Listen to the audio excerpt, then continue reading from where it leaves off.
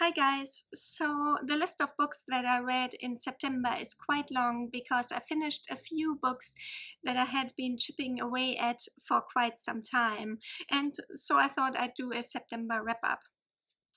So I didn't think ahead and read a Victorian classic in September instead of in Victober, and it was Treasure Island by Robert Louis Stevenson. So this novel is styled as the records of a boy called Jim Hawkins, who narrates the story of how he acquired a map to a treasure on an island when a pirate or privateer expired in his parents' seaside inn, and he, together with two enterprising gentlemen from his town, hired a ship and sailed to this treasure island. And there, not everything goes according to plan.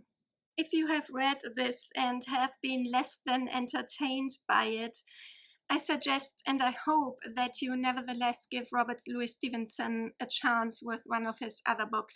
In particular, I hope that you pick up Kidnapped at some point. This is genuinely one of my all-time favorites. It is a much more entertaining adventure story than Treasure Island, and it has a great message too. It is the story of a young gentleman from Edinburgh who has to quite literally walk a mile or 50 in the shoes of his political adversary, a Highlander who is being hunted by English troops in the aftermath of the Battle of Culloden.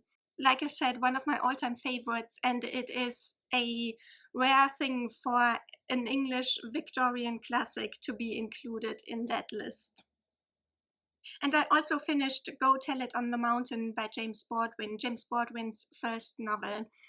This is the story of a young boy who struggles with his self-image as informed by his strained relationship with his father, and that with God and his faith and his crisis of faith.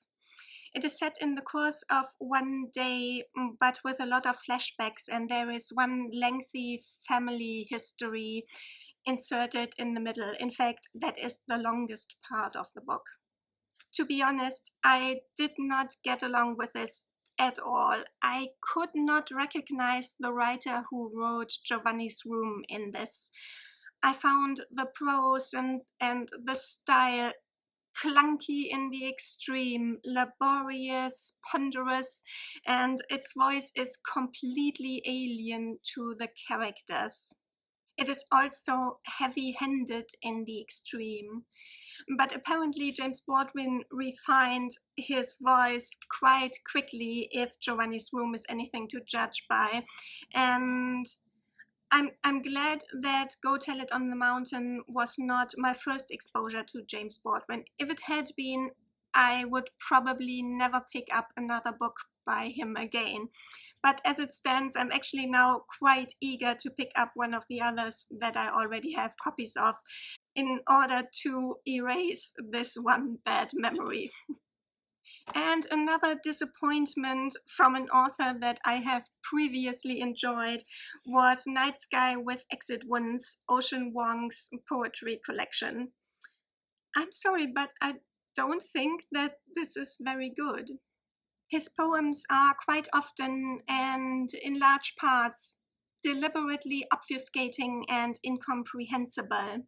And you see, with any act of speech, you have to meet the audience halfway. With fiction, you don't have to go halfway. You can stay a little bit more on your own turf and expect the reader to do some of the work. And with poetry, you can do so even more. You can stay even closer to home and expect the reader to meet you there. But you have to give them something, because if you don't, then why speak at all? Why publish the poems at all? Unless, of course, it is an act of self-celebration and you do it to put yourself in the limelight, which this gave me the feeling that this collection was exactly such an act of vanity. But there are instances in here when the poet deigns to become more comprehensible, and in those instances you come to suspect that all that obfuscation was maybe necessary to hide the fact that there isn't actually very much of substance behind these poems. When Ocean Vuong isn't being deliberately incomprehensible, what he says and how he says it is actually pretty banal. He uses a lot of tried, tired old messages and tropes and comes to banal conclusions and messages. I think he has matured a lot since he wrote this collection, and I hope he continues to grow as a poet. Because if you've heard him speak, I'm sure you'll agree that he makes a lot of good observations and has a lot to say that is actually not quite as banal as a lot of what he says in here. And then I read TJ Klune's latest release, Under the Whispering Door. This is a kind of reverse Christmas carol in which a middle-aged Scrooge-like character dies and becomes a ghost and is taken to a kind of purgatory, an in-between place before the final destination. And there he has to confront his life and the question of whether or not he has lived it well. This may have worked as a short story, but for a novel of 370 pages, there just wasn't enough of substance in here. It is simplistic in the extreme, and its mythology is rudimentary, with nothing to hint at a well-developed concept behind what we are reading on the page. And also story-wise, the protagonist never gets any real chance beyond the first 5 pages of the book to really shine as the asshole that he allegedly is. And so his supposed transformation is just not very amazing or touching, and neither is the romance that develops between him and his supervisor in that in-between place. This was quite disappointing, and I wish I'd bought the cheaper ebook version. But I also had some really good reading experiences this month. Unfortunately, I can't talk a lot about one of them because it is the second book in a series. It's Mr. Impossible by Maggie Stiefvater, which is the second book in the Dreamer Trilogy, which is a spin-off of the Raven Cycle series. In my opinion, this would even spoil the Raven Cycle, so I really don't want to say much about it, only that it continues the development that we've already seen in Call Down the Hawk, which is the first book in the Dreamer Trilogy. And that is that this new trilogy is much darker and feels much more grown up than the Raven Cycle, which is definitely YA. It is one of the few YA series nowadays that I still enjoy, so I would recommend it. And in fact, I'm not sure if I would enjoy the Dreamer Trilogy if I had read it on its own, because I think that you need the background of the Raven Cycle to be emotionally attached to the main character in this book, because the way this book is written in a very stylized prose makes it a bit hard to establish an emotional connection with the characters. So if I hadn't already had this emotional connection, I really don't know if and how much I would like this book. But since I have all this background, I am enjoying this trilogy very much. And if I hadn't already been a fan of Maggie Stiefvaters before, I would definitely be one now. And then I read some more Gregory Ash, and he has to be my most read author of 2021 so far. And I'm going to read at least one more book by him, because at the end of October he is going to release a sequel to Stray Fears, which is his horror mystery romance set in rural Louisiana. All of his books are romantic suspense, but with very different kinds of characters. And I continued with the Hazard and Somerset series, which are police procedurals. Emery Hazard and John Henry Somerset are detectives in a small town near St. Louis. And I enjoyed their second book much more than the first one. It is a kind of a locked room mystery. Over Thanksgiving, there is an awful blizzard, and Hazard and Somerset get stuck with a group of people on a team building exercise in an old villa in the middle of nowhere, Missouri. And while they are all there, a murder happens. This is a great setup. However, the characters got on my nerves so much. I hate it when in books, characters you expect to have enough brains and training to be able to act professionally when they just don't. I mean, these guys aren't ordinary cops in training fresh out of high school or college, but they are homicide detectives and they are in an extended emergency situation. And yet all they're doing is acting out their juvenile private dramas and letting it get in the way of the job. And I just really have no patience for this kind of behavior. So the first book in the series rather bored me, and this one exasperated me, so I'm not sure if I will continue with this series.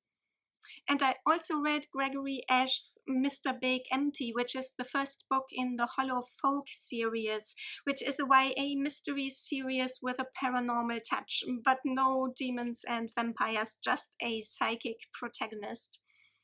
And I thought that this was pretty good in the way that it depicted the small town Wyoming setting without any sentimentality, and also depicted rather realistically and drastically the protagonist's home life situation with two abusive parents.